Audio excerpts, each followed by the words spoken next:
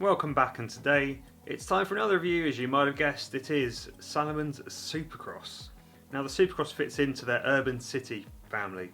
It's designed to take you from your house to a local trail, through the city, a whole combination of everything.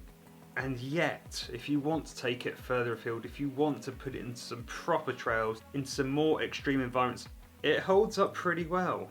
Aesthetically, it's like a toned down speedcross. Underneath, you've still got those chevron lugs, but they are shallower, they are harder, they don't have that flex, and there's still got a lot of space that's open. You've even got some branding there if you really want. This allows mud to get out the way, which is the main thing you need, and it also means it won't just get clogged up with stones and all manner of trail debris. As you'd expect, being Salomon, it's their Contra Grip outsole, so it's their proprietary rubber brand that covers the entire area. I'm not sure why they chose white. White as an outsole for a shoe is a brave choice, I'll give them that, and I do sometimes wonder if it isn't black, if you do lose a percentage of grip. I don't know. In the comments, just let me know if you agree or you don't agree. The midsole construction is from their Energy Cell. It does a good job of cushioning things. You can run road miles in this and you're not going to be destroying your feet. Obviously it's designed for being more off-road, but if you've got harder packed roads, if you've got kind of fire roads or gravity things or footpaths through parks, you're not going to just destroy your legs, destroy your feet. The SuperCross comes with quite a hefty drop. It's a 10mm drop. It's quite high up. It's something I'm not used to. Yet it does suit this product. There's no off marks, there's no bad things with that in that respect. It does mean it's a nice shoe for a casual run for me personally. It's not something I'd go out and try and run really fast in. It doesn't seem to suit the turnover for me. But for those days that I want to admire the scenery around me, those days I just want to give my foot a rest and I just want to, be at one with nature, it's a nice alternative to have. As you'd expect, it's got a woven upper, it combined with some ripstop to give that extra durability. You've got some welded overlays to give you that closure, that strength, support in the midfoot, and you've got the synonymous Salomon quick lay system, which over the years proven to work and do a great job. However, this one, they failed, and I'm sorry Salomon, but you failed in this one. Why did you not put the little garage, the locker, the area that you put the excess in? See, this time they've got rid of it and they've put an elastic band over it. Now this reminds me of a couple of Adidas shoes I had from years ago, and this was my major gripe with them. Because you're left with this thing dangling, it just gets in the way. So what I found is you hook it underneath, and then I'm still left with this excess that could hook under. The reason I say could is because on said Adidas shoe, that's what happened once. So I'm left with the only option to wrap it round repeatedly. For me, that's a fail. You've got a system, it works. I can't remember how many shoes of yours I've now tested. Up to 10. They've all got it.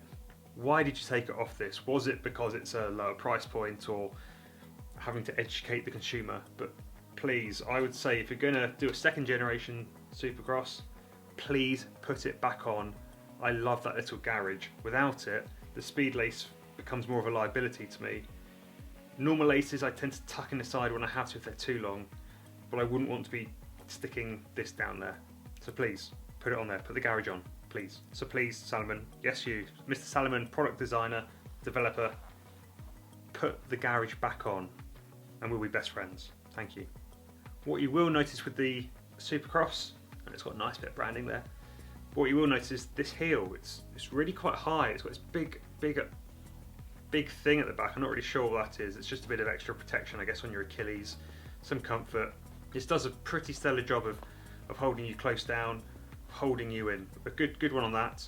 And we have the welded overlays, as we've already said, that are part of the SensiFit system, which we've seen right onto the S-Lab range, their top division, the Killian Mind Melters. So you've taken now that technology and bring it down to a less aggressive shoe, but something that works. So SensiFit with speed lace is a winning combination. For me, the SuperCross is a great shoe for people getting into trail running. It gives you comfort, it gives you protection, it gives you a lot of support, and it's not going to fatigue you, it's not going to let you feel everything on the trail. It's going to give you that nice, dreamlike it could well give you those road tinted specs to get you out on the trails and get you into the sport. For me, it's a solid option. The grip's there, the comfort's there, the build quality's there. The main thing I'd say is it's just the lacing. That's all it is. The only thing straight off the gate that I'd do is I'd cut this band off and I'd sew something on. But I don't have a sewing machine and I'm not that handy with a thread and needle, so I haven't done so, sorry everyone. But yeah, sort that bit out. Let's have somewhere proper to put the speed lace. And then, yeah, it's a great shoe and it's a great looking shoe. I have to say, it's something you can just wear around. And that is something Salomon are known for. They produce a product that's aesthetically pleasing, it can actually use it in multiple scenarios. How many speed crosses have you seen walking down a high street with no lugs left on them because they've never hit a trail, they've only hit tarmac? So there you have it, Salomon's SuperCross, a great shoe for getting you out on your first trail run, and a good general all-round, comfy, less fatiguing blue thing. If you'd like to find out more about the SuperCross, you can click on the link below to my written review with some detailed images. Otherwise, let's speak soon. Leave your comments below, let me know what you'd like to see, and I'll be back.